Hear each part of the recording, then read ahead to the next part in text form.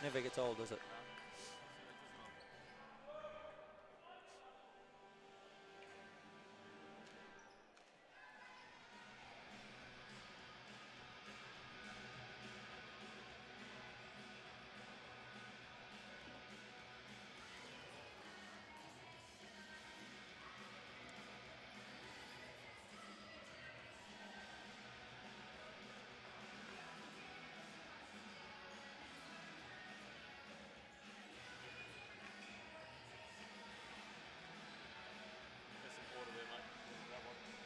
Yeah, cool. Thanks.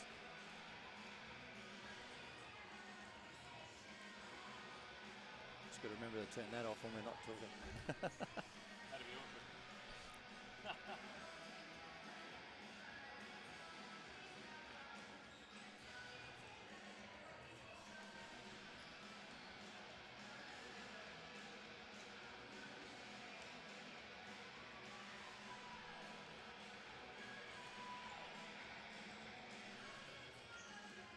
How did Knox go last week? Do we know? Yeah, they lost. Oh, sorry, they beat the Supercats. They won. They beat the Supercats. Oh, I said it.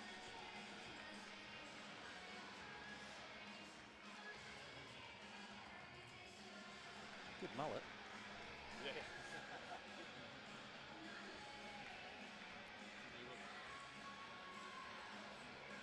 Sadly, it's coming back in so are bum bags.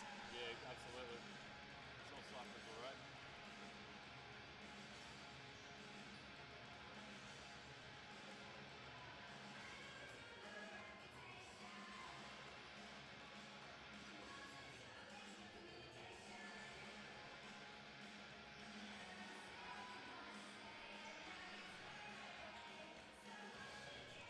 Disappointing crowd.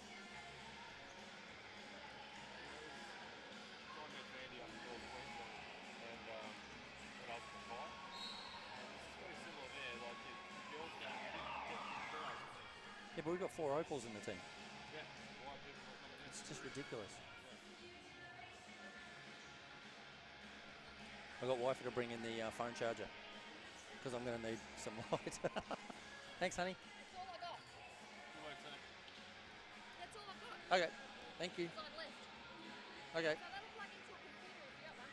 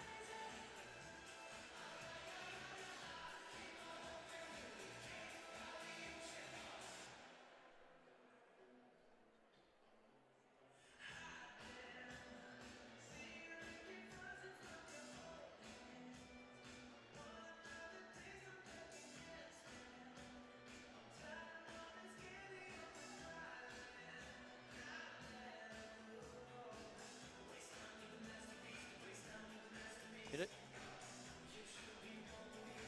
Do we want to start?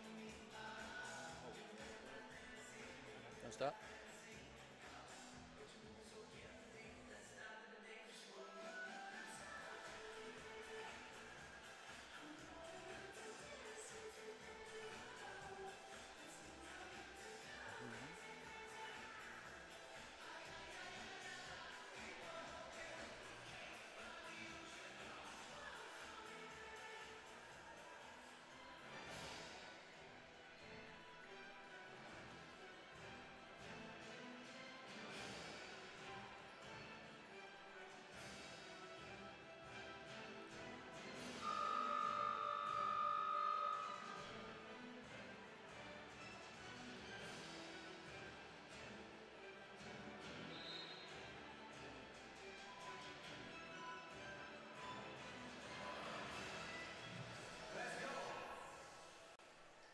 welcome everybody to the game tonight between this round 2 clash between the Knox Raiders and the Geelong Supercats.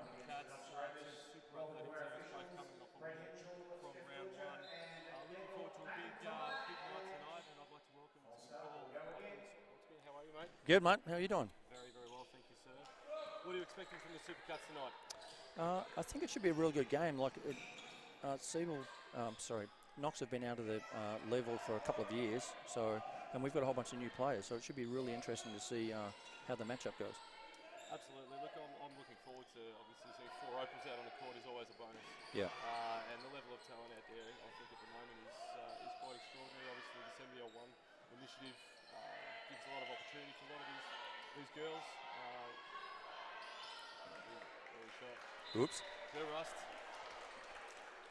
Second round, you like to think that they're getting used to themselves, getting used to the team, used to the environment, but that was well shot, that one.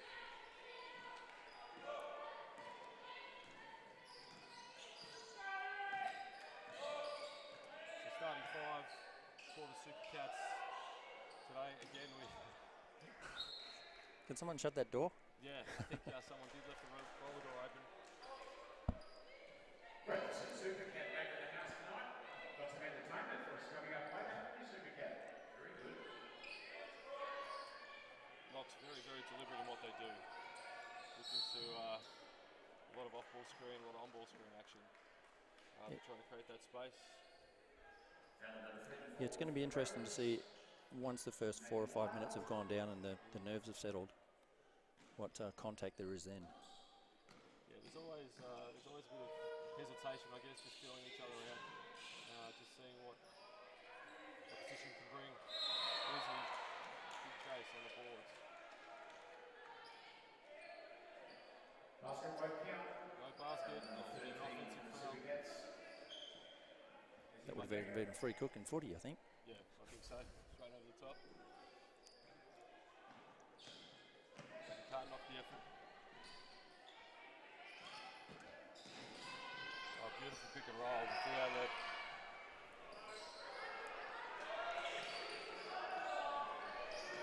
Just a correction for that team shoot. Continue request our wearing number 14 tonight. George Shelley has the opening score. Supercats are coming out. Supercats. Non-call by interesting. That's probably something new in the tunnel, potentially.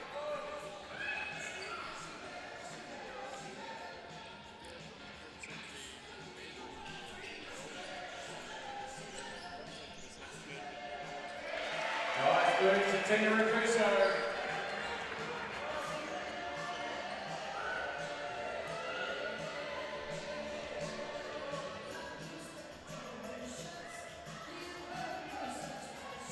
Another open look. The Knox girls. That is a great ball. Now gathering gets the forward.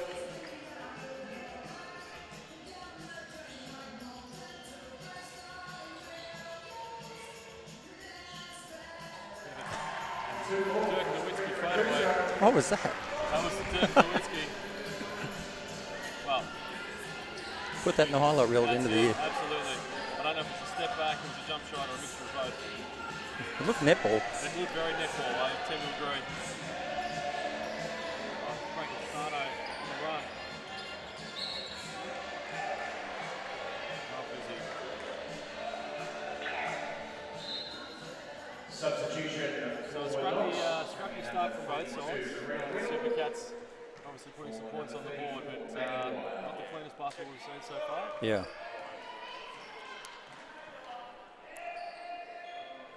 So it's interesting with Knox going with a very high setup. They tend to bring everyone. Just wind them both up flat out.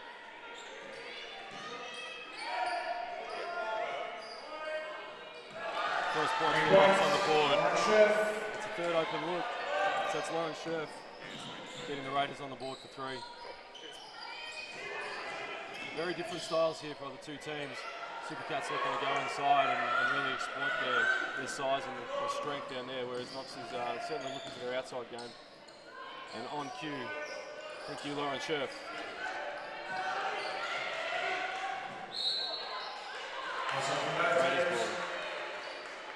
Raiders will pick the ball. Supercats lead at 6-3. certainly it's Knox, certainly from our perspective, look a lot shorter than the Supercats. Whether it is this down on court is the same, it might be more of a guard-centric offense. Yeah, it looks like Lauren Scherf is the only real true big out there. Oh, great move. Oh. Reward yourself on the first row. And Sarah at any level is a matchup nightmare. Yes, yes. Fantastic to see her back in the game. The first one of the night. 3 last week for the Supercats.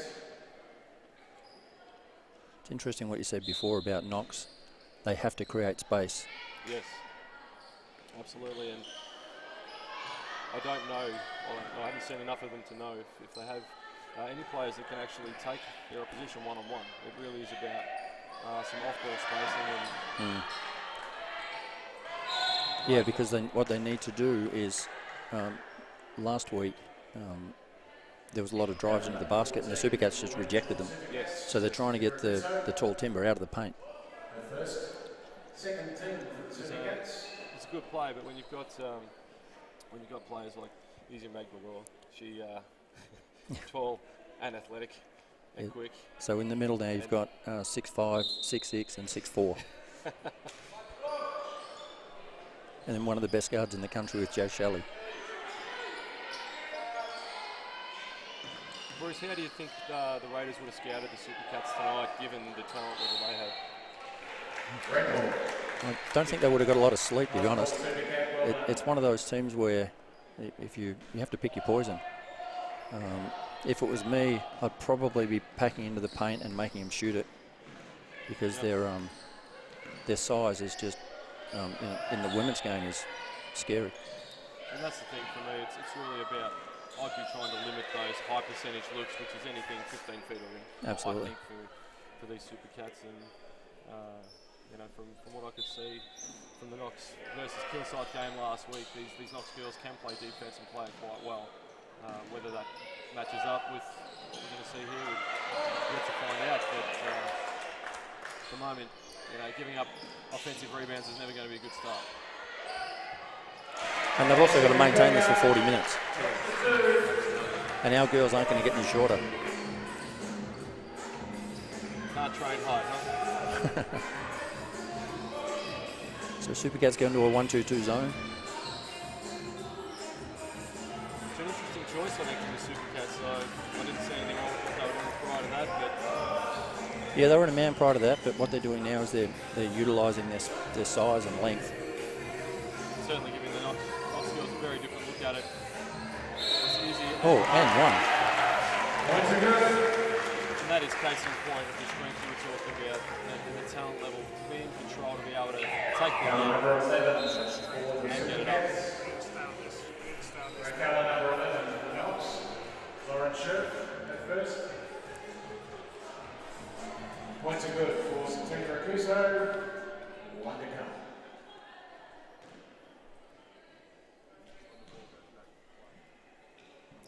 Easy. And substitution for the Wednesday. So for those watching at home, number 14, Izzy Brackensano. He's actually listed as 24 in the game day manual and possibly online as well. So that's some confusion. Knox not having any momentum to approach the zone. That's got to be a bit scary, having Ezzy come down at you. About to go into the WNBA draft. We're going to have a timeout. Great start for the Supercats tonight. Come out firing, strong defence, and as evidenced in that last run, just running in numbers when you've got essentially a centre running the break. Always in a good spot. Scoreline 13-3. Yeah, and the Knox girls are falling into the trap of trying to shoot in the first 8 or 10 seconds. That's exactly what the Supercats wanted to do. Look, absolutely. I think it's over 5 minutes gone.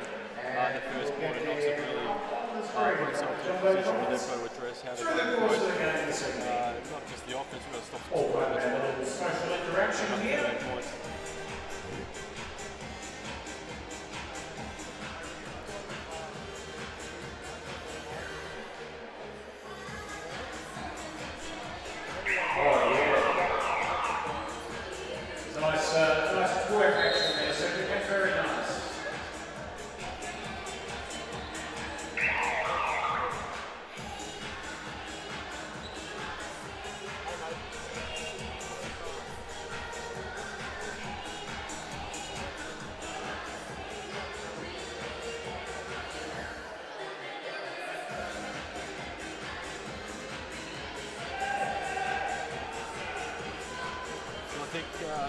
Coach Carr for the Raiders would have told the girls, settle into your offense,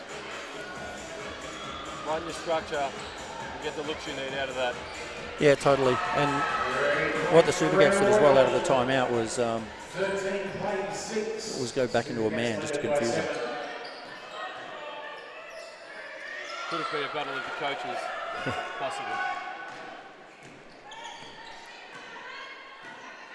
So Bree Rittman seems to be doing a lot of the ball handling. That is a great look. On the roll, it's just at the screen. Lucy Dawson. It's interesting watching the weak side defense of Raiders. They're really hugging the Supercat players, which is opening up the paint. Yes. Yep.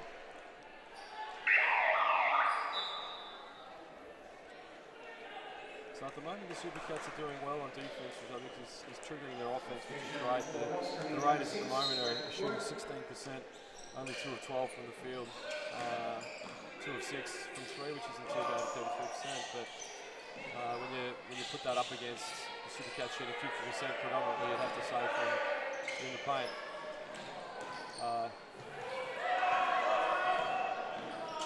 In the paint shot, you're going to win. Always, absolutely. So again, Bree Whitman looking for her own shot.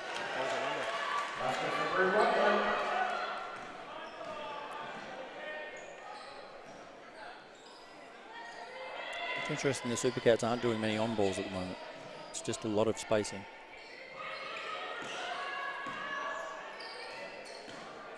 Utilising that talent they've got on their roster. One of the smallest players on the court with the rebound. I think if the Supercats have been capitalising on this, on all of their shot opportunities, I think the score could probably be even worse for the Raiders, but we'll find all of a sudden, it's only 3 points in it. It actually looks like they're trying to rush the shots, doesn't it? It does, it does. But that's good composure. It shows a good, I guess, team dynamic from the Raiders to be able to come out of a timeout, settle into what they need to do, and then put the points on the board. It is really one bucket at a time for these girls. It's a great cross. Might have been a slight miscommunication on the spacing. I think off that drive, I would have thought there would have been an open look, or at least one of the girls diving to the basket. Yeah, she was looking for it, wasn't she? Yeah. Is that full court transition again? Yes. So I know the Supercats want to play an up-tempo game. They want to put a lot of points on the board, but in order to do that, you've got to get the ball back. So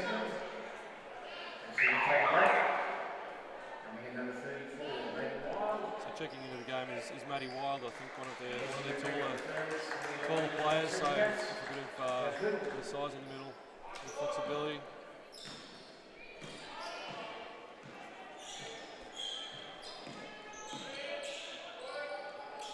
Great set. But denied at the rim.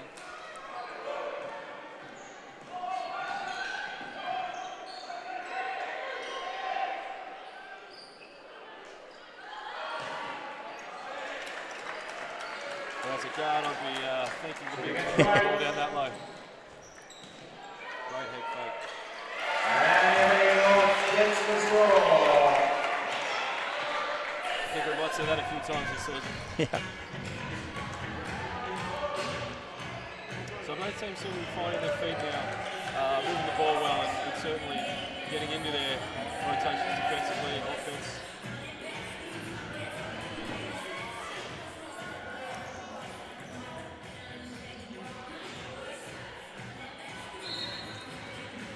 There's a great move by Rachel Quirk to get to the paint, but you've got to finish that off. You really need to. Yeah, it's one of those challenges you have, especially as a coach, is if you do get an O board, you don't need to shoot it back in 4 seconds.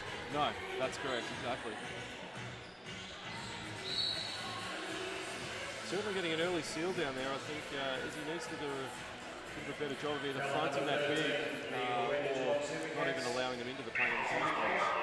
The Raiders are doing a great job of spacing and then allowing the bigs to get very, very deep. Yeah, and that's where Lauren is going to have that advantage, just experience. Yes, absolutely.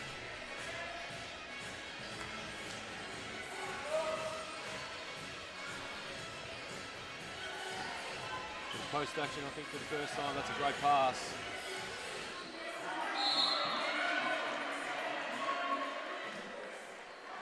Raiders looking like they want it a bit more at the moment. They really do. They're just a bit more of an intensity on the rebound chase. You know, getting rewarded for it. No doubt at some point that'll translate onto the scoreboard, which obviously Coach Carr is really looking for. But it's a good start at putting some pressure on the Supercat girls. And that might be one of the metrics they're now measuring to see how many O-boards they can get throughout the game, because if they rely on one and done, they're going to get beaten on the glass for sure. That's just great post action. I think he was looking for the offensive there, but I've got to reward the effort. Foul called. Marina Whittle.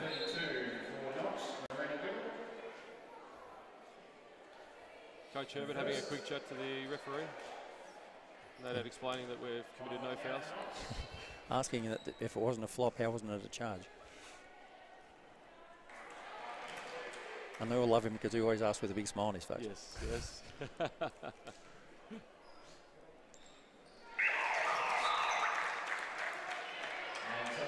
1 or 2 for Izzy.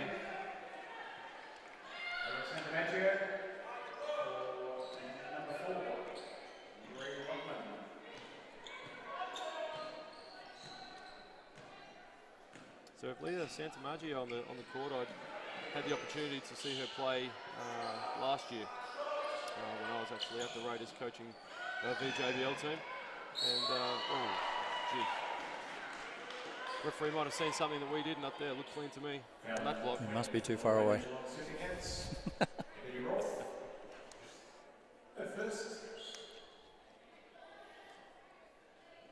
Leah Santamaggio, she's one of those players that will give you everything every night. She's battled her way through her career, but you know, it's a valuable part, I think, of this Raiders team. It certainly brings probably a bit more of an experience and a calming effect across the court. Can handle the ball, will run the team well. Leadership is a big word, isn't it? Yeah, it really is, absolutely. And I think if you've got new players, and the Supercats will find this as well, that look, as they go, you can have all the talent in the world, but if it doesn't mesh and doesn't have a leader that can actually bring it all together on the floor, then you know really it's never going to work as effectively as you want. That's a great open look. Just unfortunately couldn't make it this time. 4 seconds left.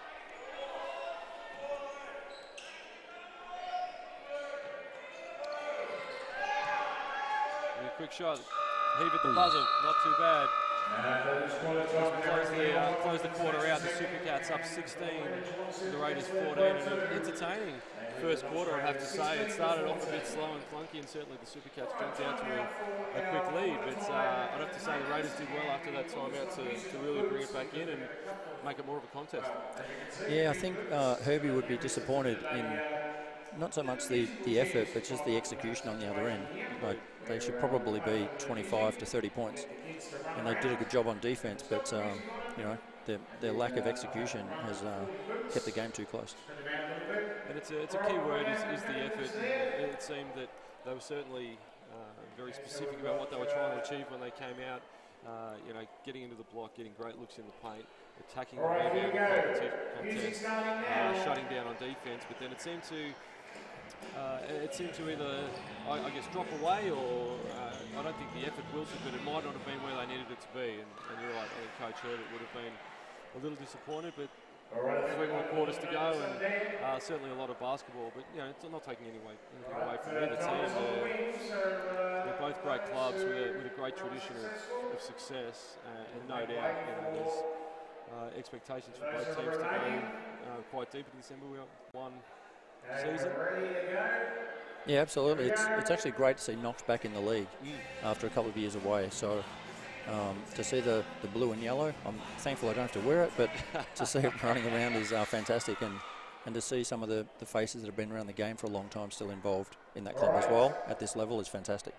And this is, I think, the true success for this NBL1 initiative is bringing these clubs that are so well known in their local regions, and these rivalries and the players that have been competing so heavily in the Seabull and Big V arenas to then bring it into this one nationally recognised program There we go. and Very have them well. show their talents as well as compete hard against each other is a fantastic thing. I think it's, you know, it's really paving a way for the years to come for Australian basketball, especially out of Victoria. Absolutely, and I'm not wishing it away, but I'm looking forward to seeing what this looks like in 10 years. Oh, absolutely, absolutely. We are. I think, you know, looking down these two rosters, we have some very young girls. I'm looking at the roster for the Raiders, and there's actually two 15-year-olds. I don't know if that's a misprint, but if that's the case, we're in a great state that they get the opportunity to, even though be at limited minutes, to actually you know, play in this environment against elite talent. Yeah, it's an amazing experience. There's that post up again. Yeah. Interesting to see the Raiders girls are going with a pick and roll with their two bigs. And Maddie Wild is just, I think, putting on a bit of a show at the moment. She's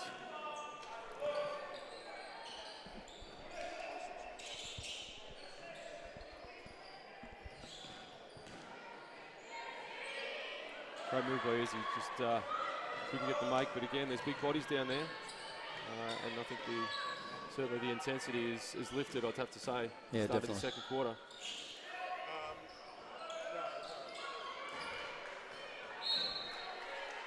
So 16 apiece here. Just about to tick over a minute into the second quarter.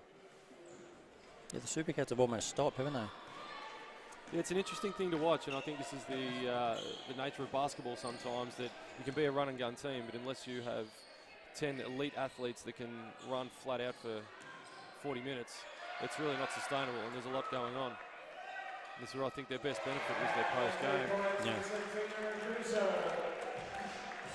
And they've had a high rotation already too through that first quarter, so there's going to be a lot of fresh legs come the fourth quarter. Yes.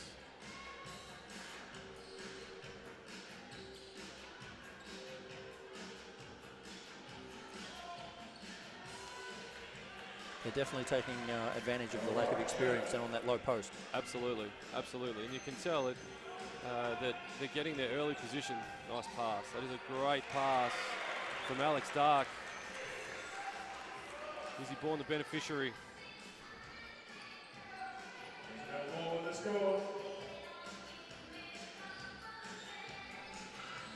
Off-ball screens playing a big part of their offense now, and there it is again.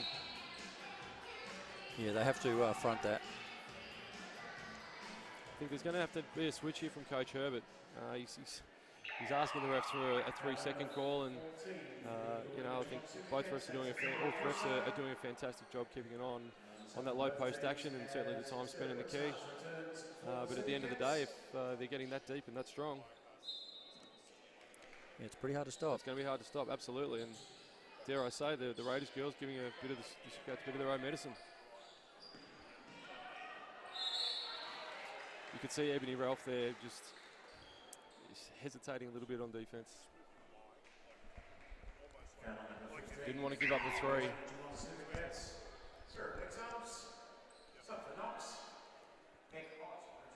Unfortunately, gets taken off the dribble, has to foul. It actually looks like they're starting to guess on defense, isn't it? They're so worried about the ways they're getting attacked.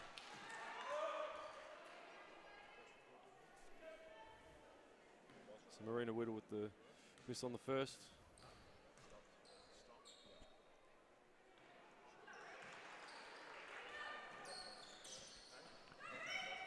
Bit of full court pressure here from the Raiders, just to shake it up a bit. Supercats playing that quite well. That's a beautiful dive cut.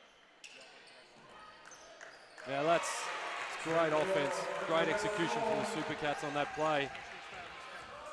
Izzy Bourne coming out with an easy open jumper, but I think it was great composure by the guards, bringing the ball down, recognise the press early, release early, kick ahead, open look.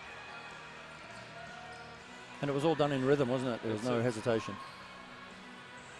Another O-board. As we see Bria Widman come back on the court, makes an immediate impact, has a very open look for three, but as you said, cleans up an O-board for an easy point. That has to be 2 more steps and a left-handed layup. Yeah, exactly. I hate that new rule, but you might as well take advantage of it. Absolutely, and one. Wrong place, wrong time, but a great finish. That was number 32 for Knox. That is Marina Whittle. Her second. Substitution for Knox coming in. Marina Whittle's second. She's going to have a rest, dare I say, till the second half. For number 32, Marina Whittle. Sarah Blitzarves on the strike. Sarah Blixarves. I'm going to go on record and say she'll hit both. Oh, And one. And one. Thank you. She's that good, she's going to hit two. Well, it's 1 for 2 in practice, isn't it? So this is where the weak side help on this pick and roll. And I would even say when they're doing that pick and roll, go and double the ball so they can't even come over it and get that rolling action. Look, they definitely need to disrupt. They've got to get the Raiders out of their rhythm because they seem to be able to execute that offense at will now. Figured out whichever they are, and it's a great board by Lauren Scherf.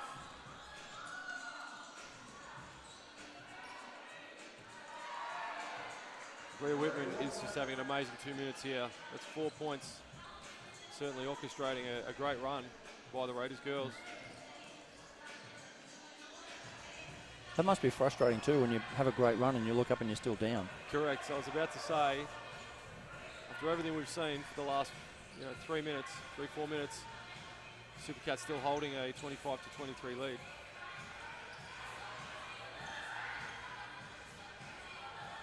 She's been in there for a long time.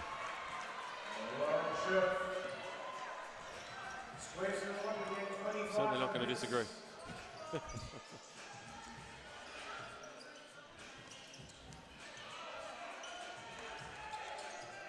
Look for a repost. No, on ball.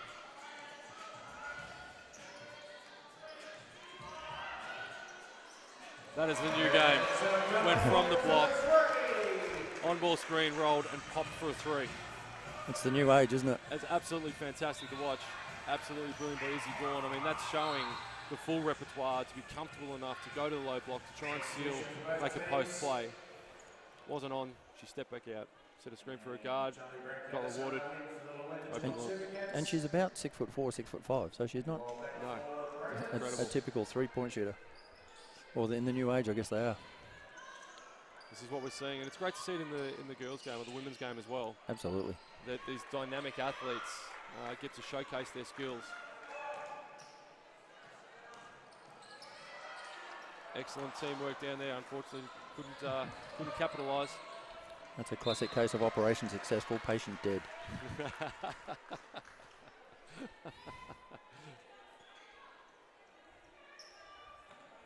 And Ducky will not be happy about that. No, Sarah might be disappointed she didn't get the dime either. Yeah, really. Great cut. That's a great cut. Great offensive set from the Supercats. That weak side action caught the Raiders looking at the ball. Jazz Shelley just got a free chiropractic adjustment. So on this on ball, they need to double that and really disrupt it.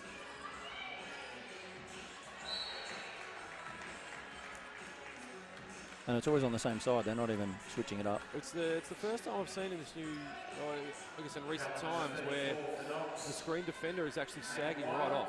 They're almost being melted into something, into the screen, or they're just disappearing on. And there's not even a step through, so like to create the separation from the post player, just so the guard can step straight that's a through. mismatch.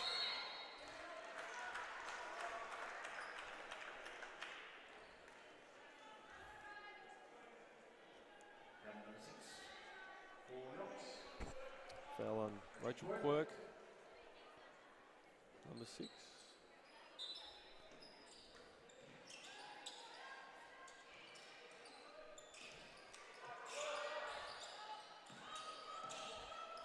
It's a great roll and a great pass.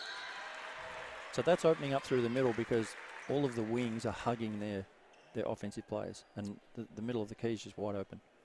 The Raiders girls are certainly wary of the outside shooting, I'd suggest, and you're right, it's creating this space, and great patience and timing on the pass. She could have thrown early, but didn't. Waiting for the roller, get a little bit deeper in the lane, and then put it on point. I think Sarah will be disappointed she didn't make it. Is your big pardon?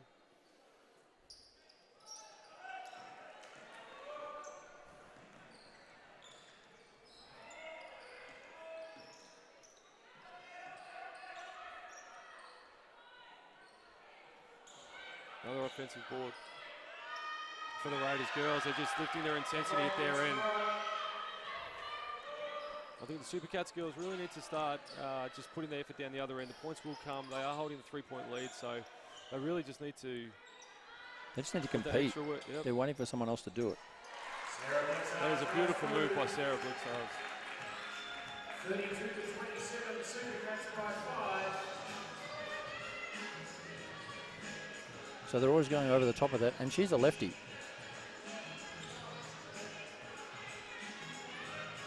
Just an open look. Didn't go down this time. The Supercats ball. Supercats leading by 5, 32-27. Substitution coming in for the Supercats. Timeout, David Herbert.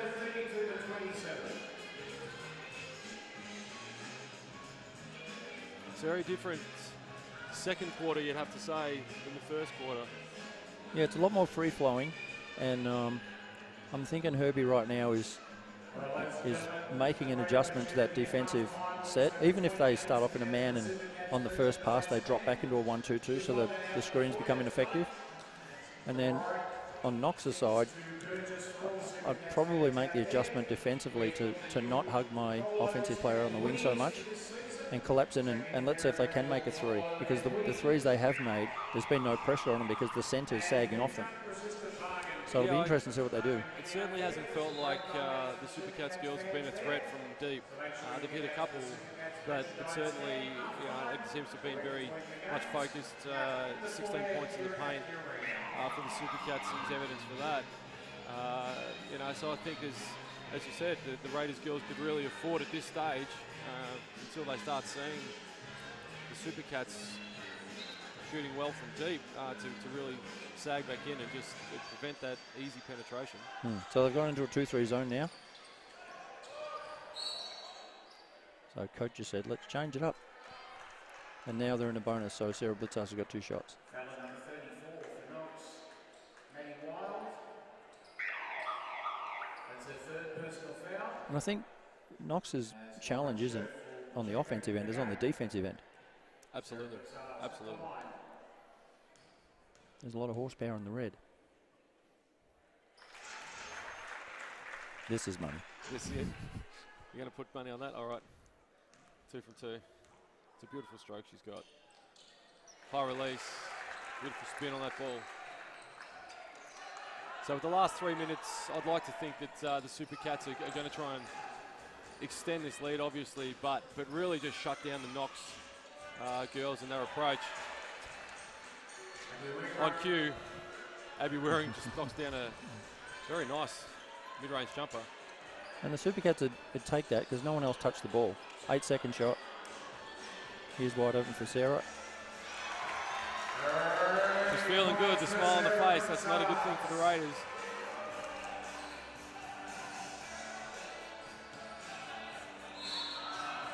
Oh, and the and one. Strong move by Lauren Scherf. Going hard to the bucket.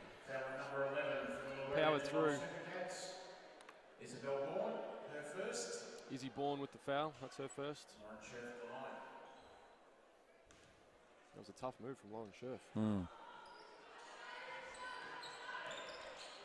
Got to push now. Decide to pull it up. Back to a man by the looks of it from the Raiders. Force the entry pass there.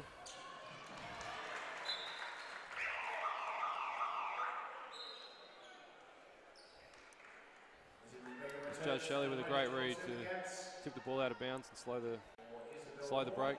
You know you're doing okay when Ezzy McBegor just comes in off the bench to say, oh, I've got fresh legs now, let's go. And takes the ball away. And will, no doubt, run the break.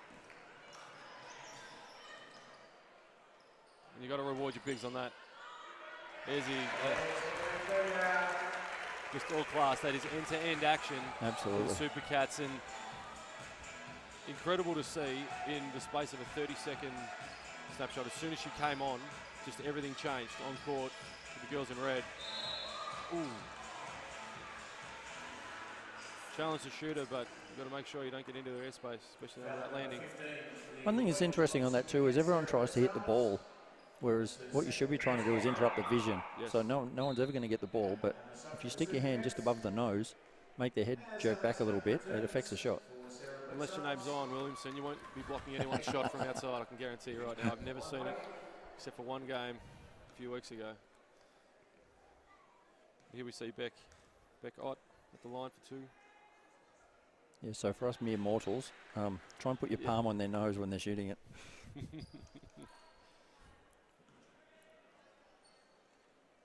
But if you get called for a tech, you didn't hear it from me. I'm going to claim it. Well, if it works, hey, I'm claiming it. Well, I did claim it. I did it for years.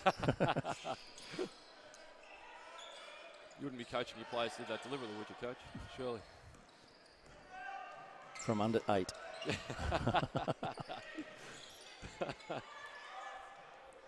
Great mismatch. That is a great dive cut, and there'll be one more. Oh, thought you would have passed one more there. Oh, Great job. just a great clean-up. Disappointed she didn't dunk it, but that's okay. No doubt at some point this season we're going to see it in-game. I have no doubt.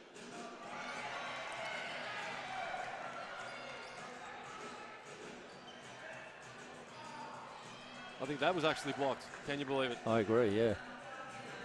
Now here's the post up. And Great pass. That is an amazing pass. Fantastic vision. Is that Charlotte? Yeah. Cartasano? Yep. From Izzy. Sisters. 46 seconds. And that quick 4 points is a heartbreaker when you're on the road. Absolutely. And you're doing so well. Oh, absolutely. Look, we've, looking down the barrel of a 10, potentially 12 or 13 point deficit going into half time. And it was a lot closer than that, but, the Supercats have really turned it on this last couple of minutes. Oh, great block. And the good part is they're just grinding it. Like, you obviously double that, they win by 20. That's a good win. So as long as you just continually extend, even if it's a point every couple of minutes, you're okay. It's never easy in a hostile environment.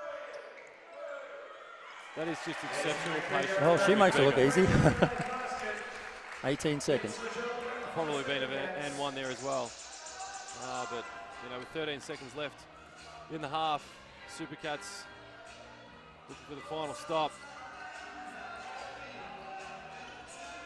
Oh, what a way to close the half.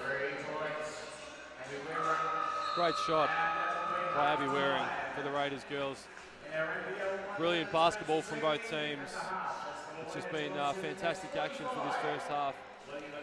Supercats girls up by 9 as we go into half. A lot more basketball to go, but dare I say, if the Supercats girls can just hold their intensity and their effort levels and certainly stick with the game plan that Coach Herbert's put out, there's a good chance they'll hold on to it, but you can't count these Raiders girls out. They're very talented, they're very well coached. Coach Carr will no doubt have a chat to them about yeah, it'll be interesting to see if there's any. To peg it back, and I think to your point earlier about actually just 1 point at a time, 1 bucket at a time. Yep. Scores and stops was something I was taught many years ago and still holds true today.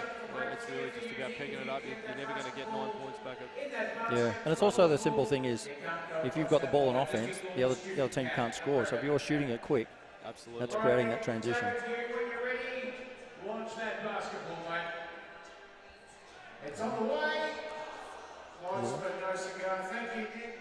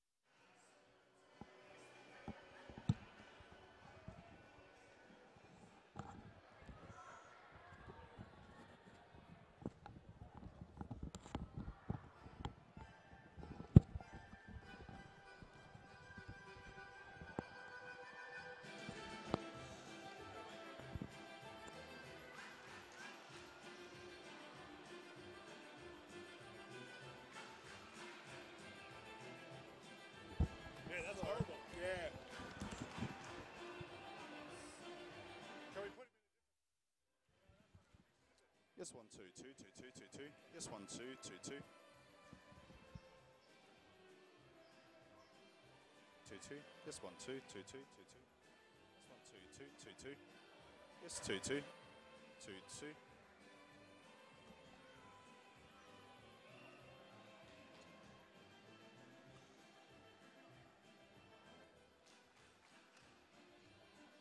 Yes, 2, 2.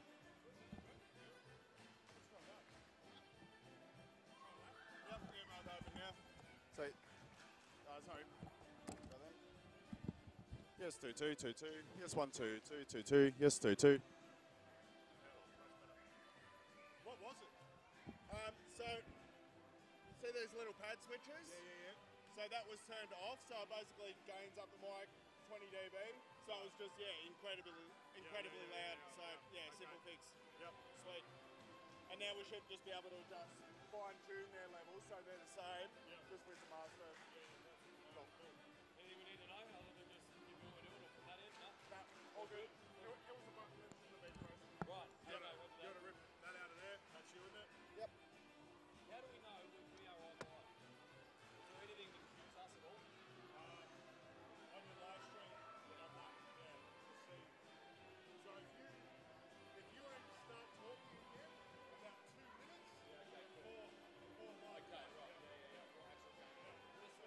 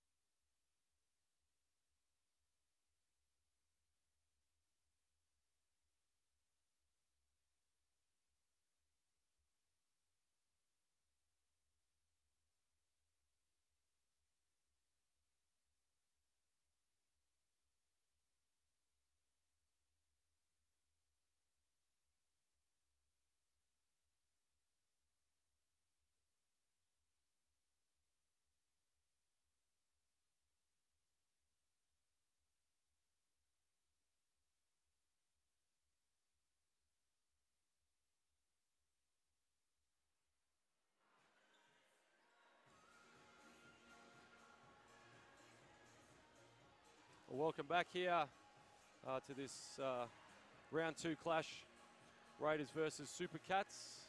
Bruce, what did you see in the first half? It was not a pretty start, and when both teams settled down, it was really good. Knox really started to execute on the offensive end, but had trouble stopping the Lady Cats. And then the Lady Cats, started to get some stops, and yeah, they're probably called Supercats now. They used to be called the Lady Cats, so someone will tell me off for that. And then they started, rolling out of their defense to create their offense, which makes them look so much better. Yeah, look, absolutely, and I think it's an interesting thing about what halftime messages each coach will be bringing to their squads respectively about what they want to see for the next next 2 quarters. And so, Geelong at the moment not too bad, shooting 51% from the field. The Raiders shooting 45%. But again, I guess a lot of shots from 3 that have gone up. We're talking, 2 of 8 from Geelong, but the Raiders have put up 12 and only hit 3. So I think there needs to be a bit of a shift in the Raiders' offensive style if they're going to keep putting 3s up. They're either got to start hitting them at a decent clip or just, look to something else. But mind you, they were getting plenty of offensive rebounds on that token. So yeah, it's going to be an interest. If I was the Knox coach at halftime, I'd be saying slow the ball down, really execute, and try and get a shot in the last 6 to 8 seconds. Give yourself a chance to get the O board, but then take the air out of the game so these athletes with the Supercats, can't just get out and run. So we'll see if I'm a good coach or not. But again, if I'm Herbie, I'm saying put as much pressure on the ball, make them shoot it as fast as you can. Doesn't matter if it goes in, just push it back down their throat, because we'll just rotate in and out, and we've got more horses and bigger horses. So after saying all that, it's the rebound count is on par. Geelong across that first half with 23, and the Raiders girls with 22. And the glaring stat for me at the moment, Bruce, is actually the turnover count. The Raiders sitting at 8 turnovers, and the Supercats only 3, which they're looking after the ball, which is great to see. It's just about now executing in the second half, and 8's too many. That was a good look from Sarah. It really was. It really was. And, it's a great offensive set. Raiders come out in the zone. They recognise they've got a deep catch. Really probably should have been 2, but not on this occasion. They've definitely made the adjustment on the high pick and roll there, forcing it back to the baseline. Would you call that an extended zone? Or was that a man? No, I'd say it was a man, but they were pretty much switching everything by the look of it. I wasn't actually paying attention to the weak side. I was just looking on the ball. I'll put my hand up. Honesty is the best policy. Sarah putting her hand up there recognises that wasn't the best entry pass. Just have to be a bit more patient. Izzy getting great post position, but if she had had a couple more seconds, she would have been much better spot to catch. They definitely need to front that low post. It's just once they catch it, it's too late.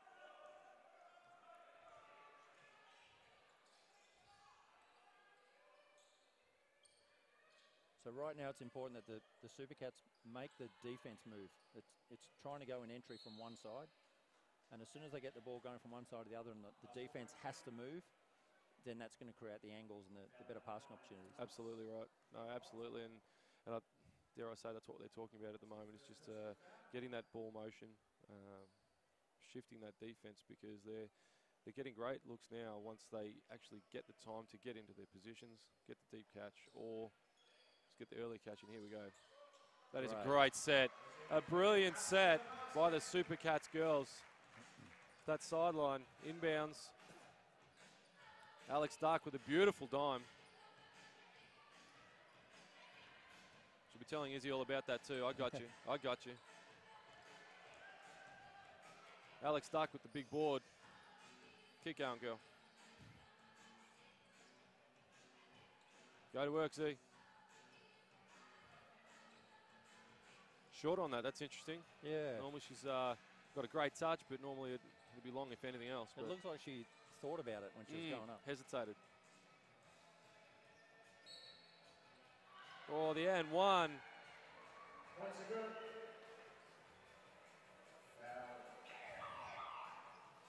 Z with the foul. It was pretty good defense from what I saw. Hands up. That's what we teach them. Slide your feet. Number 14, Timber Cuso.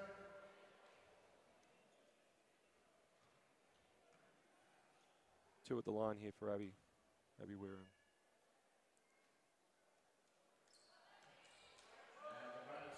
Did I just say two at the line again? That was another and one. You did, and, See and, that? I, and I was... Thanks for not picking it up. Appreciate it. I was elsewhere, actually. I was looking down what they were trying to set up. That is a great run break from the Raiders girls. Putting on, I'd say, let's call that half-court pressure. Yep.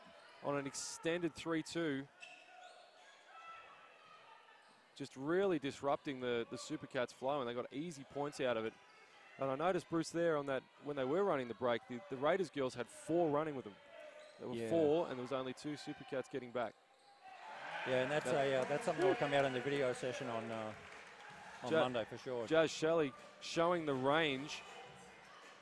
I was going to say in the second quarter, she's been really quiet. Like, I think that's her first shot from memory. Yep. Watching the highlights last week. That's you see Izzy just deciding to take control here. That's 198 centimetres, just bringing the ball up casually. And just the original cross before she got to halfway, just left the defender behind, and then the composure to get to her spot.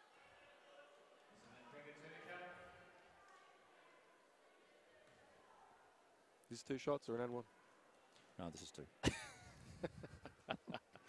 Yeah, me paying attention there. They stop having fun. Never. Easy with 1 of 2. 2 of 2. So Jazz Shelley probably had an early morning too, because her Oregon Ducks were in the ladies' final four this morning. And yes.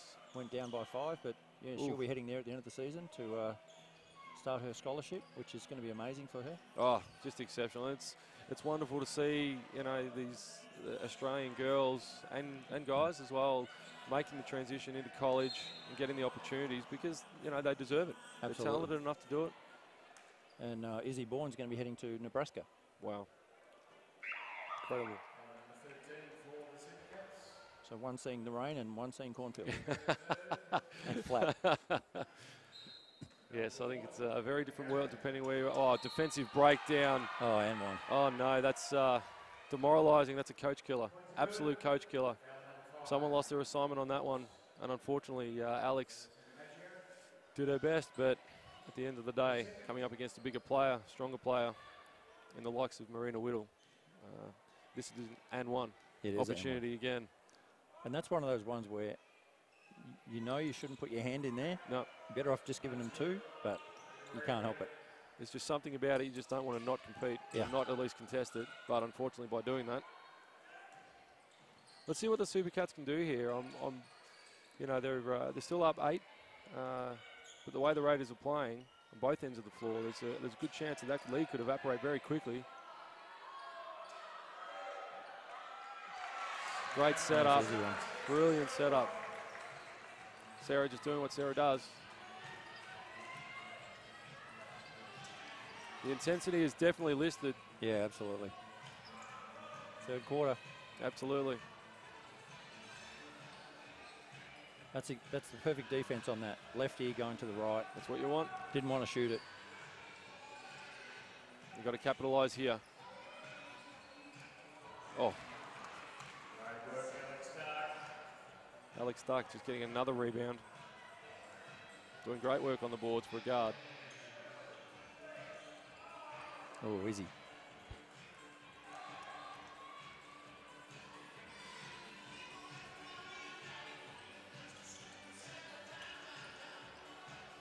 Catch and shoot, 3.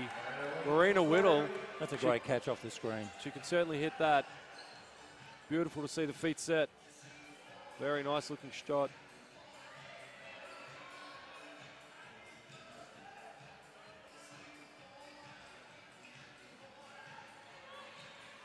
Sarah says, give it to me. Dare I say, I think the knee's looking good. Yeah. She's feeling good. Oh, Jazz.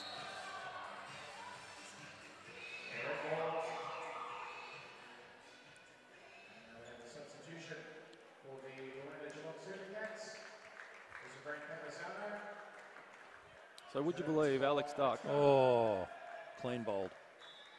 Oh, miscommunication. No, that was just one of those, I'll bounce it through your feet and see if you can catch it. That's what we call in the pros as a brain fart. And it's funny. Who said it wasn't an entertaining game? Yeah, really. Double high screen. Oh. And Sarah wouldn't be scared going at Lauren because they played together in the WNBL at Dandenong for a while, so they know each other. Quite well. Oh, great defense. Oh.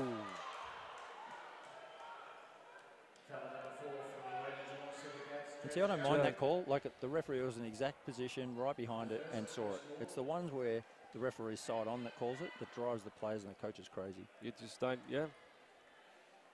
just don't know. Look like the D from where we are, but as you said, the ref doing the right thing in the right spot. The Raiders have come out shooting this quarter. Absolutely extraordinary. All of a sudden, it's just a 6-point deficit, and the foul count is higher for the Supercats as well. So at the moment, the Raiders are actually getting rewarded for the effort they're putting in.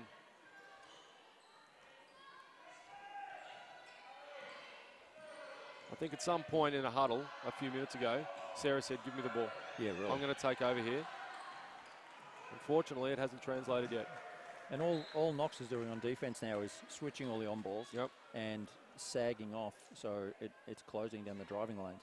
So the Supercats literally need to get the ball just zipping around the outside to make that move. Because if you watch here, everyone's stationary. Mismatch. Got to take it to the... And here we go. It's just that 8 or 10 point buffer, isn't it? It really is, absolutely, and that's what Zoe Carr would have been talking to her girls about. This Raiders team, just about breaking the back of that deficit.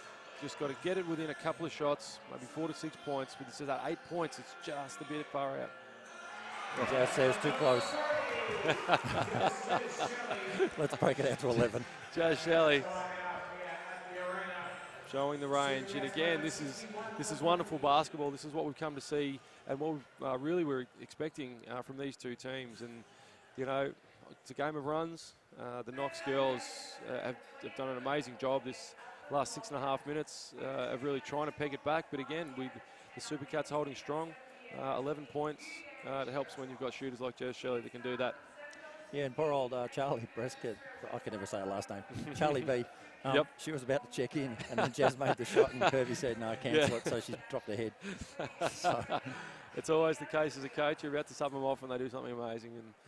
And look, it's there was a conversation on the telecast last week about how deep the Supercats team is and how deep this squad is. And from what I've seen tonight, it's an amazing luxury to have players that can come comfortably off the bench, happy in their roles, and still compete at the same level, and still really play the role you need them to play without, losing anything.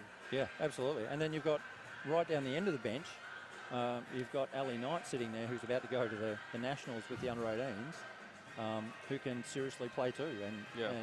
And it's just an amazing depth chart that Herbie's put together. 3 minutes to go. Bria Watman looking to set the offense, get her girls in line. They're definitely playing that on-ball screen differently. Yeah, absolutely. Would have been a point of emphasis, no doubt. Rule number 1, never leave your feet. Yep. Especially that deep. And on that as well, like I couldn't see who the closest guard was behind that, but that's when you duck in behind the centre, and while they're dribbling, you just take it out of their hands. Yes. Just let them know that you're there. And it's not, you might get a foul on this one, but the fact that they know you've come in there, the next time they'll be thinking about it. They're going to be thinking about it, absolutely. Lauren Scherf making the first. Oh, Coach Giller again.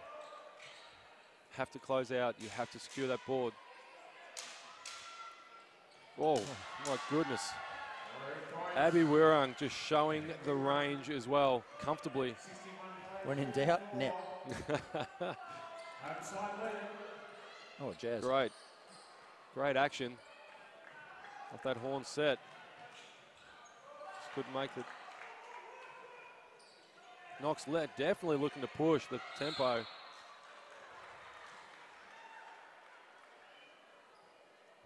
that Izzy? Yep.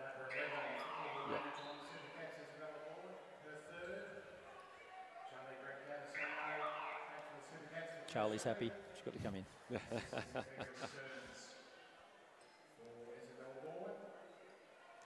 Interesting to watch the Raiders bigs, how early they're diving to get position. Watching just on that possession then, Lauren was getting her spot before the ball had crossed half. Yep. So she was allowing her guard to then get to the spot to allow that entry pass. And we see Falcon. Yeah, that'll be on the That'll Christmas definitely highlight be reel. on the highlight reel, absolutely. Sarah's just shooting without hesitation. Yep. And this is the scary part for any team that's going to come up against.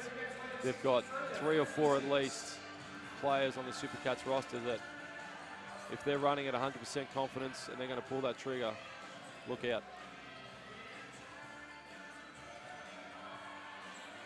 So the split line help here is most important on that turn. Again, just couldn't secure the board. But you're absolutely right on that help. I think it was Charlotte B on that. Just did enough to be there to make the driver just hesitate a little bit, knowing that there was another body, but didn't overcommit. So still had vision on the shooter, on her player. Certainly a very willing game now. Both teams competing very hard, and the ref's doing a wonderful job. Oh, get that out of here. That's exactly what she did Vega last says week. no.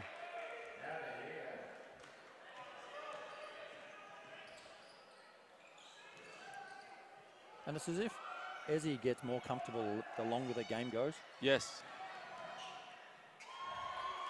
That's Transition basket. That's a guard problem right there. It's got caught deep.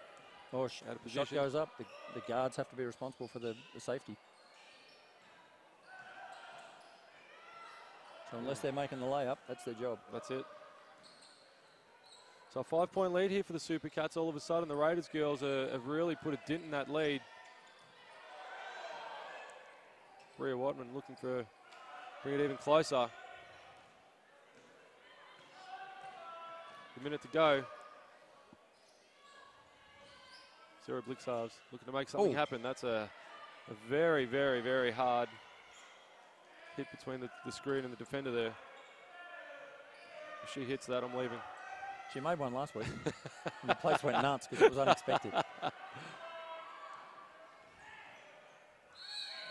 Oh. Great commitment by both players. Hope they're both okay. That's a decent spill. It's actually one thing I love about the female game. Like, someone falls over, they actually go, "Are you okay?" Yeah, yep. At the end of the day, they're all athletes. They're all here to compete hard and play hard, but no one wants to see an injury or they don't want to hurt each other. So, and the majority of them are amateurs, so you know, it's the love of the game. I get the NBA guys that, you know, don't help each other up, but yeah, the rest of the world, no. Very Australian thing from what I've seen as well. We're very much about supporting our opposition in those sort of times. Beckott going 1 from 2. Yeah, let's see if they go for 2 for 1 on this with now 30 seconds to go and 16 on the clock. Doesn't look like it. Only up 4. It's going to probably drill that time. Look for the open look. They got what they wanted. Yeah. They got what they wanted. Now they've got to get this stop. Supercats up 6. Last 10 seconds, the third quarter. Bria Watman again directing traffic. Oh, that's a prayer. Bit rushed then by Lucy Dawson, but what a fantastic quarter of basketball we've just witnessed. The Raiders really putting in a wonderful effort there. So now only trimmed the lead to the deficit to 6 points. I think there's going to be a very interesting conversation between Coach Hobart and his players about what the next 10 minutes is going to be like. Yeah, if I was Herbie right now, I'd be saying for the next 10 minutes, run like the wind, bullseye. Just let's get from 65 to 90. Yep. And make them catch us. And the way you do that is, disrupt them on offense. Because right now, Knox is executing so well because they're letting them do what they want to do. They're getting through all their sets. So if you can disrupt that in any way and make them shoot quick, Yep. then you can push it back down their throat really quickly. No, look, you're absolutely right. It's that disruption thing, and I think that the Raiders did a fantastic job in that last quarter of disrupting Geelong and getting them out of their rhythm enough that they could just chip away, and here they are. And I think was it not for the potentially the 12 points off the turnovers that the Supercats have got, it'll be a very different game. Totally agree. It would be interesting to be in the Knox huddle right now and hearing exactly what they're trying to do. So do they try and limit the Supercats and keep them under, say, 80 or 85? Yep. Or do they say, you know what, we're just going to shoot it and let's go and get the O boards, because they've shown that they haven't blocked out very well, especially on the weak side with, the long range O boards. So if you're coming in from the 3-point line and you're running effectively a curl cut to go and get the rebound, that's really hard to block out. So it'll be interesting to see if they employ that, or I don't know how they play it out. But as we said at the start of the telecast, it's going to be a battle of the coaches, and let's see what these last 10 minutes are going to give us. This has been a wonderful game so far, and with Geelong leading by 6, the Raiders have got some work, but they've just shown in the last quarter that they're more than capable of trimming that deficit very, very, very quickly. And here we go. You can always tell the flow of a game by the crowd, and certainly in that third quarter, there was a lot more energy coming from the Geelong arena than there had been. Yeah, totally. That's exactly the shot you want. You want someone to shoot it off the dribble.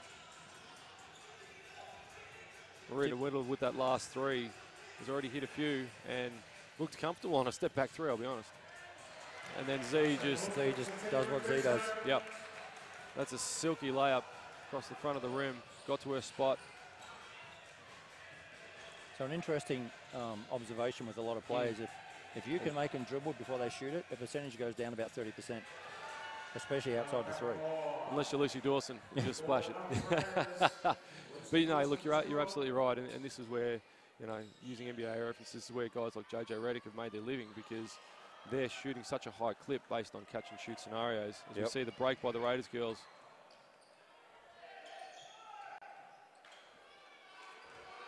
So this next couple of minutes, if Knox don't seriously lock in, it's going to get away from them. Would this be the best lineup for Geelong, the best 5? I'm or not it's situation going to answer dependent? that because they might listen to it. Or throw a bullet. No, I think the strength of the team is the depth and the rotation that can still come in. So, Jazz Shelley's still sitting on the bench, so is Izzy Bourne. But I think at the start, like if this is Knox's best group, and you've still got those players to come in off the bench with fresh legs, great shot. Lucy Dawson hits a 2 earlier and has just dropped a 3, and all of a sudden, the Geelong Supercats have got something to think about. Only up by 3 now. And the Raiders really... And the last 2 sets, they've used the shot clock. Yep. Showing that full court press. I think the Raiders got away with one there. I think that Geelong could have really had an easy 2, but opted for the pass.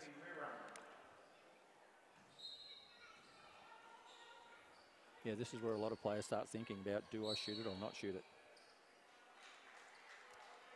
Looks like we might have a foul on the floor. Number 7 for Knox. Number 7, Lucy Dawson. It's Lucy's 4th. That's Sarah. That's good. It's a great pass. Good patience. There's actually a hush over the venue now. Yeah, that's it. I think the crowd are feeling it a little now, which is what they've come to see a game, and they've certainly got it. That's number 5 for Lucy. So Jazz Shelley's coming in for Sarah. Looking to check in. Yep. Number 9, Beckott, just came in for the Raiders.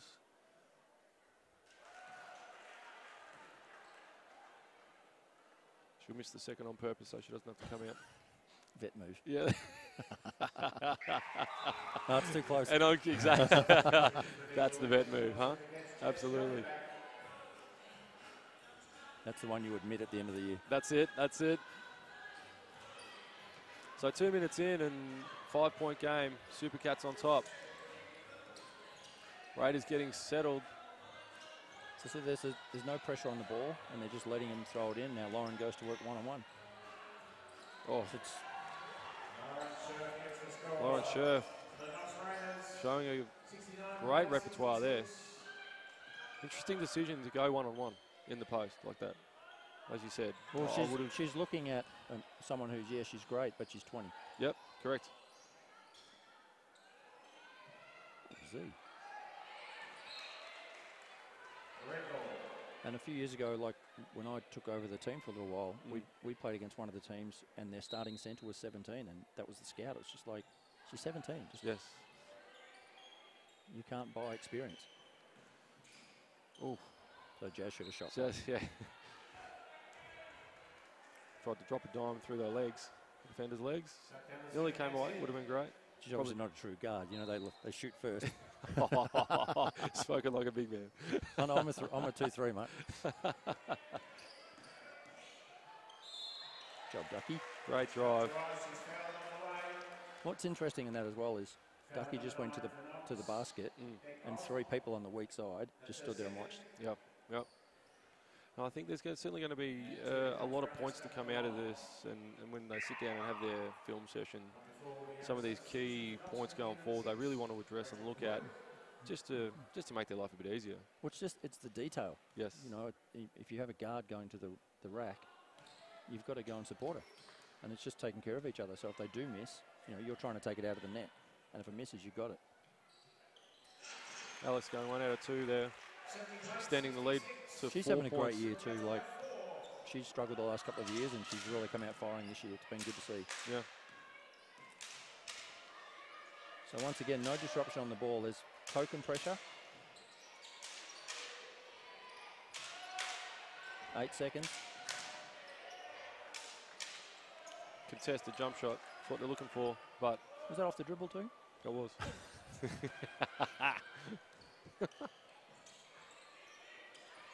Well, I'll give it that look. Jazz. That's a Felt shot. good. Yep. Nothing wrong with that, but I guess when there's only 4 points in it, you want to be converting it. Bria Whitman is doing a wonderful job setting her team up here. So Z now has to either go and trap. Oh, Don't reach. Don't reach. And my apologies, I keep saying Bria Whitman, it's actually Bria Watman. So my apologies for those on the telecast that have been hearing me say the name incorrectly. and throwing things at the screen. And for those playing at home. And listening. Not live.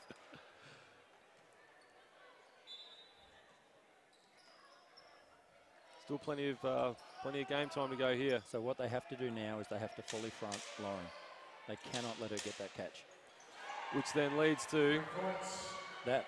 you know who it is, Marina Whittle, just knocking down another 3, and all of a sudden we've got a 1-point game. And I think if I was Herbie, I'd have to be contemplating not calling a timeout because you got Jazz Shelley doing that. But no, look, I think there's nothing slowing the Raiders down. No. They can just get what they want. They're playing with intensity, with fire. They want to win this thing. And they're really proving it here that... Oh, stop it. Oh, stop it. Marina Whittle putting on a show at the moment. So what Herbie has to do now is put Sarah on her for athleticism. Yep. She's got to shoot over the top of her, and with the experience. Marina Whittle shooting 40% from 3 tonight, putting on an absolute show. And that's that intensity. I mean, you, as a coach, Zoe, disappointed in the call, but happy with your player. She's doing everything she needs to do. Is putting that ball pressure on, and you know, really probably maybe a bit unlucky there for Abby, but look, That's just put more balance onto the court too with Izzy coming on. Yeah. I think we're a little bit too top heavy there for a minute. That's probably not the shot we want. And again, that may be case in point of experience sort of coming into play when you know, at some point you're up double digits and now it's a drawn game. You don't want to be just jacking threes. Nor do you want your guard guarding their centre. Yeah, that was a unwise switch, let's call it. But the good thing is Supercats are now in the bonus, so they can attack the rim at will. Yes. Knowing that they're going to get to the line. Just a wonderful game of basketball we're seeing here tonight at the Geelong Arena. Crowd starting to really fill up here in preparation for the men's game. It's already a good crowd, great energy here tonight. I think that's Knox's first lead for the game. It is, absolutely. Great call, great call. Up 2, now what are they going to do? Geelong Supercats.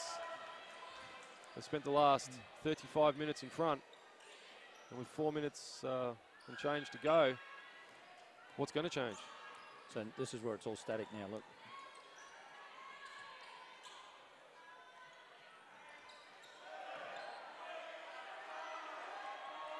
Deep in the shot clock.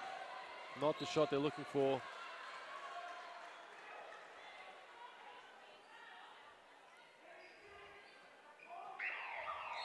Coach Herbie, looking like he's taking that timeout. He's got 3 timeouts. He's probably wise to use them. Use one of them. I mean, what an amazing run by the Raiders girls. Started in that third quarter, and they've now pulled ahead, up 74-72.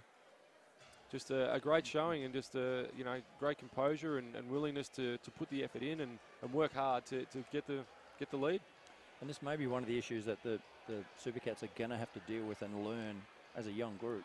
They've got so much talent. It looks like at some points they're waiting for someone else to use their talent at both ends of the floor, instead of just saying, you know what, I'm doing this. Doesn't matter how old I am, doesn't matter what my history is. I've just got to do what needs to get done. And there's an element where, irrespective of the pressures you may be feeling as a team or as a player, run your structure, because then your shots will come. Yep. Be that person to take the shot and take it over, but not outside the structure of what the team's trying to achieve and what the coach has drawn up, because it's essentially something was working for them in the first half of the game that had them up. So you need to get back to that, figure out what it is, and then pick your times to take over. And really, I'd have to say it's got to be a defensive thing. It has to be a defensive focus for the Geelong Supercats. It sounds ridiculous, but you've got to stop the other team scoring. Yeah. Well, funnily enough. And plus, we've only scored 7 points. Yep. So now they're disrupting. So for me, so they're in a 1-2-2. Good. Box out. One You got to rip shot. that. Good. You got to put it on it here. Ooh. Move it.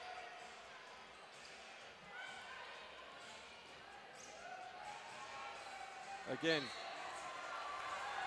the coaching world, we call that getting into the kill box, the coffin. That's not where you want to be as a guard when you've got no options to go with. And there are 7 defenders on the floor. One's the baseline and one's the back of the backboard. Yeah, exactly right. Exactly right. So the Supercats are on a 1-3-1. Oh, Rhea Watman. Easy 2. They're extended their lead to 4. The Geelong Supercats, they've got to do something here, these Lady Cats. Because at the moment, the offense doesn't seem as fluid as it was. And certainly the defense, unfortunately, isn't stopping anything from the Raiders girls. And here we go again, the Raiders on the push. We've just got to get Sarah some nice, easy shots. Marina Whittle should have shot a 3, probably would have gone in. 3 minutes to go. Bang. Long 3. Look out. Jazz Shelley says, all right, enough's enough. Time to step up. 1 point game, 3 minutes to go. Great point you made earlier, though. The foul count. I think the foul count's going to play a big part in these next 2.5 minutes. Easy bucket from Lauren Sheriff again. If they keep playing defense like that, it won't be. No, yeah. Becomes irrelevant then, doesn't it? So here we go. I think here's this where the leadership, the very great hands, Marina Whittle, great hands. Interesting they decided to pull it up there. They'd been advancing the ball pretty quick. Clock's their friend now. Yep.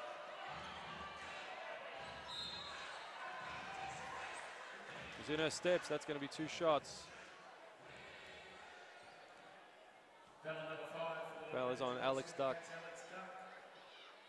Reaching in on the drive.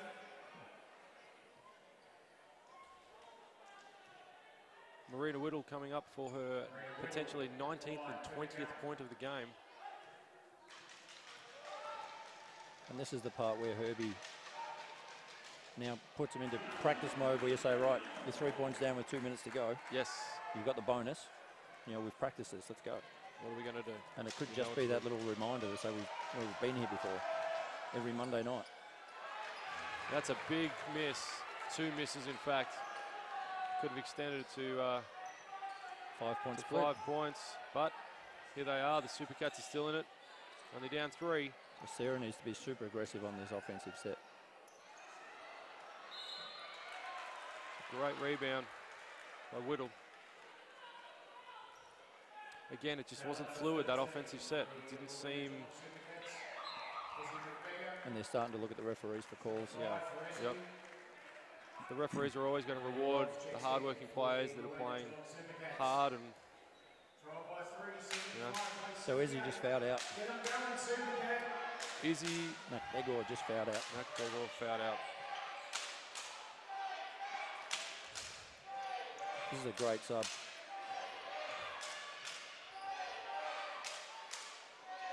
I've got to front that. You can't give her that catch. Getting deep in the clock. So still got a chance here, the Supercats. Still plenty of time. But they've got to get a score here. Now they just need to incorporate the golden rule. Be in front at the end. That's it. I'm going to write that down. I'm going to tell that to my boys. Just be in front at the end. You could be down. We actually won a game last year. We were down for 40 minutes. Wow. Just because we made a shot. Wow. After the buzzer.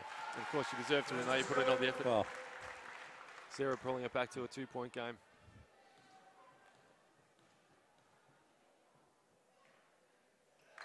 Beautiful stroke. All of a sudden, we have 1-point game with 1.5 minutes to go. Crowd getting right into this one now. And certainly both teams putting the ball out there. Oh, critical turnover. Critical turnover. oh. Really backcourt. Look a bit more sprightly now. The Supercats. Sarah's awake. Yep. Welcome back. And just like that, Supercats up by 1 point with 1 minute to go. So it's a potentially 3-possession game or a 4-possession game. Absolutely right. And I think this is where about composure was what I was about to say. An incredible steal. Did Jazz pull up and shoot it? Should have. Does the right thing. Does the team thing. Oh, lay that up. So this is where you've got to play to win, just not to lose. That has to be a foul. Foul has been called. It was a good hook by Sarah, but defensive foul first. I can see why the coach for Knox is going a bit crazy. Yeah, certainly Coach Carr expressing her viewpoint on that one. Even if Knox don't win this, what they've shown for the rest of the season at this level is awesome. Yeah, absolutely right, absolutely. You know, they came off win against Kilsyth and certainly coming into a hostile Geelong arena and, you know, doing what they've done here tonight. They've got to be proud of what they've put out. Certainly the game is not over by any stretch. Absolutely. But you know, both teams putting on a show at the moment. And, you know, what's being said in these huddles, Coach? I think Coach Carr at Knox is just going to be talking about executing and getting Lauren the ball down on the block. Yep. Just get 2 points and let's at least lock this thing up so we can send it into overtime if we can. Even though the Supercats will get the ball back. And when Knox shoots it, whoever shoots it, they'll have people crashing the glass, because if they can get that secondary shot, then they can use the 14 seconds to tie it up again. Yeah. Herbie's hopefully saying he's going to front Lauren, make sure she doesn't catch it at all. And they put all kinds of pressure on the ball. Because even if Knox score, it doesn't matter. Supercats get the ball back. That's right. But what you don't want to do is, do a silly N1, and then either they put that in and take the lead, or they get the O board on that, and then they can win the game. So yeah, absolutely right. And look, I think a key point for Coach Carr was the last 2 trips down the floor were turnovers. Simply because I think they just weren't composed enough, and they've tried to execute a certain way, and it just didn't happen. So I think now, like you said, I'm hoping the message was like really simple, because what they've got, they've got Lauren there in the middle, and they've literally just got to get the ball in and then get a post up. Nothing fancy, and they've got a shooter out there. So here's the disruption. Here's the shooter. In and out. Marina Whittle, nearly great intensity by both teams. And it's diving on the floor. Red ball. Now 27 seconds on the. Herbie's got a timeout. He's going to advance the ball. Still a 2-possession game. And this is where the new rule comes in. They can either throw the ball in from the baseline and get the 24 seconds. Oh no, they get 24 seconds anyway. Either way. Yep. It'll be interesting to see if he takes it from the baseline or from the advance line. It's the nuances of the game, I guess. And this is an interesting thing too, like the coaches, the assistant coaches now, this is when they need to make sure that how many timeouts we got left, who's in foul trouble, so they can feed that information to the coach. Yes. Out of this heat of battle now. So the coach can do their thing, and you go, right, you got 1 timeout left, you got this, and this. So and these are the discussions that happen, outside of game night. This is part of the training and part of the preparation and the overall team dynamic. It's not just about the players on the floor. It's about understanding the role. If you're an assistant coach or any of the supporters behind the scenes, and you practice these situations and have a discussion. Okay, who's the 5 that's going to be out if we're down 2? Yeah. What sets are we going to run? Defensively, offensively, how are we going to approach this? And the other thing we haven't talked about is the bonus. Absolutely. So Knox here could foul him really early, put him on the line and get the ball back. With plenty of clock to play with. In a box set.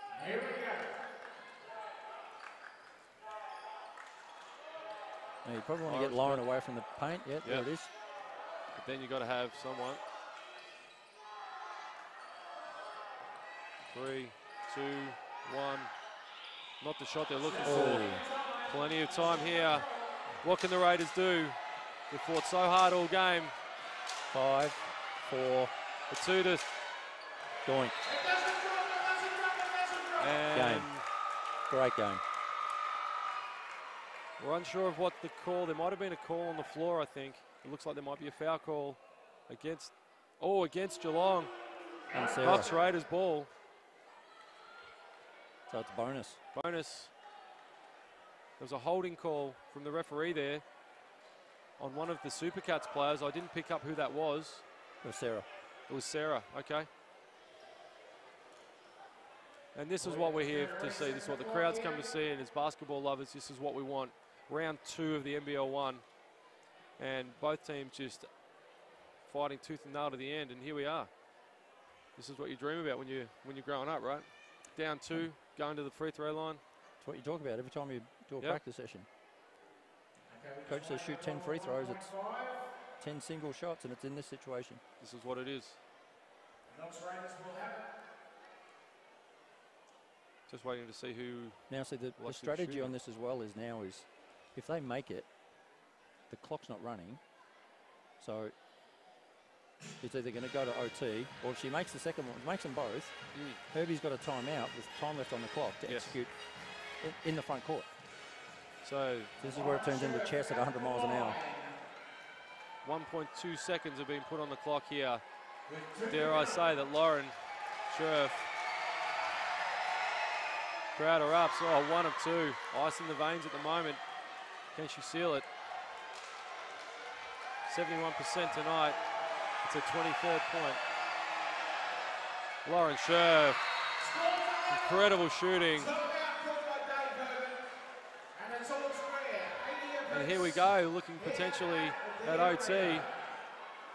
So during that time, that's when all the coaching staff should be standing around saying, right, if this happens, what now? And Yes. you use all the heads. So Knox now is in a really interesting situation where they go, how do we play this? We're okay if they don't score, but we can't let them score and we can't foul them. Because it's a gift with no time left on the clock. That's it. So if you're Coach Herbert, are you running a play to get a deep catch near the rim, or are you going to try and catch and shoot mid-range? What are your thoughts here from an offensive execution, or are you just going to inbound and let's beat him in OT? I'm trying to get the ball on the move, going to the rack. Yep. So typically what you might see here is a line-up level with the ball, yep. and people bust away from it. Mm-hmm. There's something I've started to do is, if we've got the advanced ball, I'm lining all my players up on the centre line. And then they're busting from there, because that makes it a matchup nightmare. And then by the time they catch it, they're already moving. So if there's even a hint of contact, it's a foul. And if it's not, it's a layup. Yep. So I've tried it at a few different levels so far, and it works. So it'll be interesting to see what happens here. And the last thing the Supercats want is a fadeaway three from under pressure. But the worst case scenario for them is they play another 5 minutes and they've got more legs. That's it, absolutely. So. And for me personally, having seen and enjoyed and loved every second of this game so far, I want to see another 5 minutes personally. I'm okay with another 5 absolutely, minutes. Absolutely. This is fun. Lauren Scherf just sealing this thing up. She's got 24 points tonight. Incredible effort. Played 31 minutes. Importantly, put that work in. So let's just watch and see what happens. Watch for Sarah.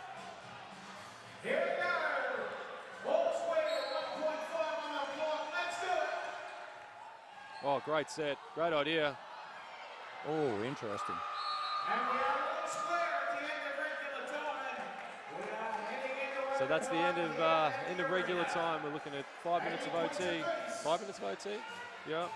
Yeah, I think it's 5. So both teams will catch their breath, coaching staff included, work out what the next 5 minutes is going to be like, and run it out from there. So an interesting last sequence, I'd have to say. I think it was pretty well handled by the refs.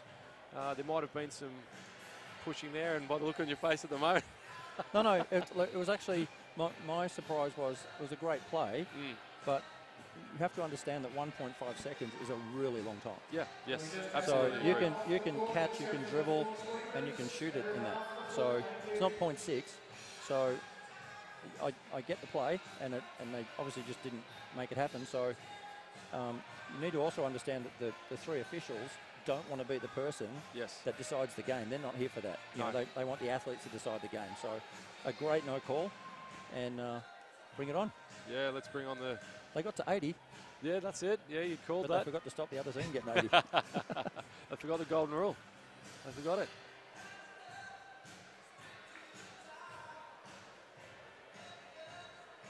Looking at the scoring spread for both teams, it's quite interesting to note that the Supercats girls are spread pretty evenly. Top scorer, of course, who would have thought it, Sarah Blitzarves, 23 points. But it seems pretty evenly spread across 4 or 5 players. Yeah, Sarah needs to be getting at least 4 or 6 shots in this period at least. They need to just give it to her and ride the experience. Absolutely. Look, I think this is the time when it's all about the on-court leadership. It's all about who's going to drive us to the win. Yeah. Whether we're doing the actual scoring or just facilitating for the rest of my teammates, or just driving everyone and guiding them on the defensive end. So this is now like a training drill. 5 minutes, all tied up. You're tired. It's the end of practice. Yep.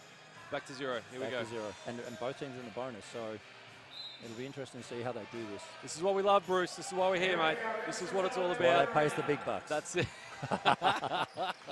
Now, interestingly as well, Lauren Scherf's only got 1 foul. So she can go a little crazy for these 5 minutes if they... great steal. Got to finish that. Oh! Great block. Fantastic chase down by Abby Werung. What a block. recovered on the play and sent it out. Box set from the baseline. Great set, great set. Beautifully executed. I nearly broke the cardinal rule and started clapping. We won't hold it against you, mate. That's fine. Oh, no problem at all. I admit it.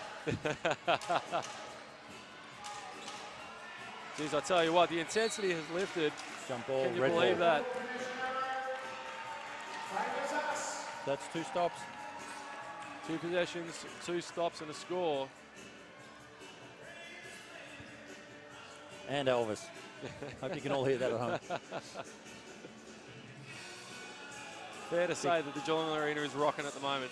Big cheerio to Mark Brunger down there on the microphone, who loves a bit of Elvis and Neil Diamond. Rita Whittle with That was a good shot by Sarah. It was on one of those hard ones. Do you use the glass or? That is the Dirk fadeaway. Lauren Scherf. Beautiful play. And again, we're locked up 82-82. A minute down, overtime. This round 2 clash. Oh, don't leave her open. That'll happen. Jazz Shirley making them pay. So what's she, 4 for 5 now? Yes. Yeah, we'll take that.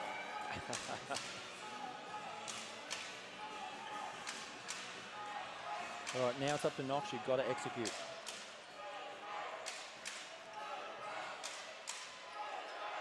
I'll tell you what, the intensity has lifted from the defensive end with the Supercats. Absolutely.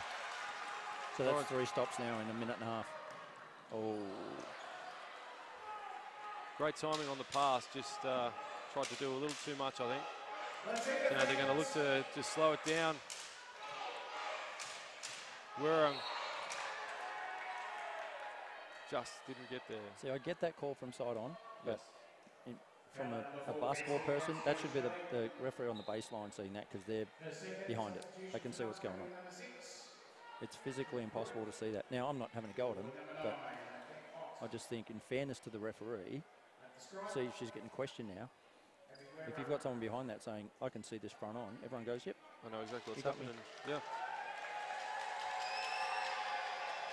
Referee's done a great job tonight too. They've done a brilliant and outstanding job. All 3 referees here tonight. It's just done an exceptional job because, I guess, like you said, they're not. I don't want to influence the game too much, but no, they've called what had to be called and they've let it go. It's been fantastic. Yeah, absolutely. All right, +2, 3 minutes.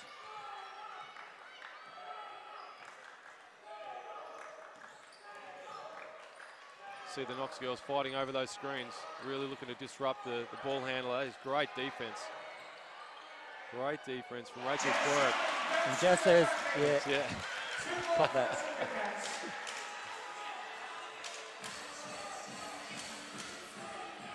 These Raiders girls have fought so hard. They really they need to get an easy score on a back cut. That might just happen. Rachel Quirk with the ease of 2.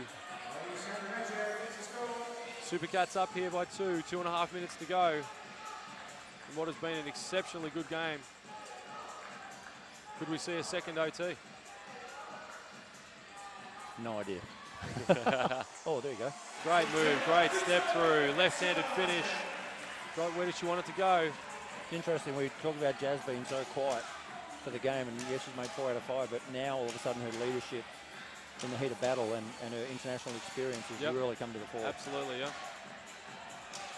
It's as if she was waiting for the pressure. That has to be offensive. It's as if she was waiting for this to happen. For that to happen. It's a big call from the referee, offensive foul. It'll be Geelong ball, up 4. Looking at a bit of full court man-to-man. Is that 4 or 5 stops in the overtime? 4. We'll go back and watch the tape, you know that, right? That's right.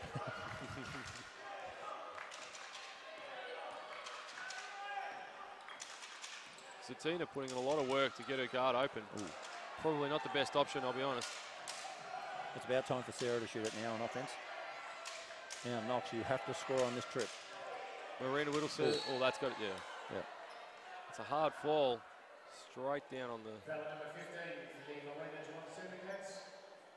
Great strong drive. Yeah, no malice in that. Little, That was no. just wrong position. Feet got tangled. Oh, Sarah Blitzar's fouled out. 5th foul for Sarah Blitzarves.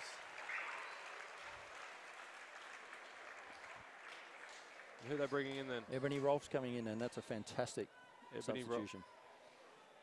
WNBL experience, athletic.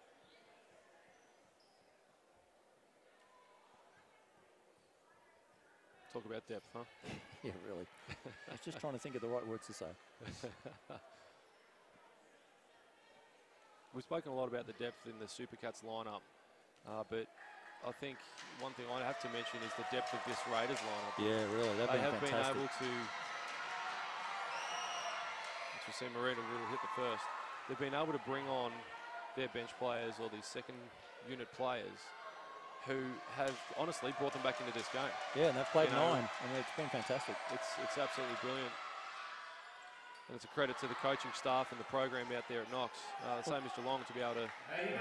Well, especially making I don't think anyone's expecting big things from teams that are in this level for the first year. Well, there goes Jazz again. Shelley. And so the Knoxes and Elthams and Ringwoods that are making that step up. Yep. The fact that they're doing this, 2 rounds into the season is outstanding. Oh, Marina Whittle, that is pretty. If that had it gone. There's Ebony Roll for the rebound. But I think that's where you drive it to the hole. Lock it back up. 1 minute to go here. 2-point game. Supercats up on these Knox Raiders. Great entry pass, possibly an and one. Zatina doing work. 4-point lead now for the Supercats. So they've got to get anyone to shoot up at Lauren now. Yep. Rhea Watman on the right. That's a nice touch. Nice shot. That's a great touch. 45 seconds. Interesting that no timeouts. I guess because they only get one and, and it might be for the last. Jazz draws the foul. That's a tough call for defense. It really is. You're doing the right thing. But at this point of the game, she was actually retreating then. She wasn't trying to cut her off. She was just trying to be there to disrupt. But they have to call it. Yes. For the Knox Raiders. Jess Shelley to the count. Jazz Shelley at the line. Oh, that's a big miss. That could have almost iced the game making these two. Potentially, yep. 35 seconds to go. You're only up 2. Prefer to be up 3. And there it is. Jazz Shelley. So now single possession, not double. Interesting that coach didn't call a timeout then for Knox too to really get something set. I think there's always a part of the coach that says we're going to let the players win or lose this. Yeah. We're not going to bail you out. But I thought you were nearly saying double OT then. So they got to start fouling, don't they? They have to get there. You got to foul. If you're the Knox girls, you have to foul. You got to be intense on the ball. Now see how they got 2 people running at the ball? That's disaster. You got to match up on that. So they just wasted 20 seconds. So in that situation, you literally have to match up and be disciplined to stay on your player. Stay with yours. It's all about recognition. Number 34 for the Knox Raiders, Maddie Wild. Knox has been awesome. Absolutely spectacular. Both teams tonight, and both deserve to win. Geelong was just come out in this OT. That 4 stops at the start. I think really did it, and all credit to the Knox Raiders. These girls have worked their tails off. And a good high-scoring game, like 93 to 89. That's fantastic. And not through lack of defence either. No, exactly. So dare I say that'll be it. Zoe Carr takes that final timeout in this overtime period. Down 5. So this is an interesting timeout too, because I'm not sure about the playoff situation. It might come down to head-to-head and also your points advantage. Of course, great point. But also as a teaching, you might see a coach call a timeout and they're 10 down with 5 seconds to go and they do this. Yes. It's a fantastic time to teach your players what to do with 3.5 seconds to go, regardless of what the score is. Like, let's execute. So, she's not in that situation, but you can take advantage. And there's an element for me as a coach as well, where I would have done exactly what Zoe Carr just did then. I would have taken that timeout just to have a chat to my team within the game itself. Yep. Instead of after the game when everyone's in a different sort of state of engagement, I guess, or thinking a little differently. Yeah, they know it's done. Yep. But we're still in the game. We're going to step on court. We're going to finish this game strong. We're going to have a chat about these things and compete for 44 minutes and 45 minutes, not 44 and 57. Yep, that's it, absolutely. And here's an execution chance here, because they might be in the situation next week and they need to score. Yeah, absolutely right. And here we go, 3.5. 3.5 seconds to go. Supercats will get this win. Curl cut. Knox Great shot. got the shot they wanted. And how fitting, big rebound. So there you have it, the Geelong Supercats winners here against the Knox Raiders. 94-89. A wonderful game, Bruce. Something that I think everyone was, they were wanting to see a real contest between two strong clubs and two strong teams, and that's exactly what we got. Absolutely, and pleasantly surprised with Knox. Fantastic.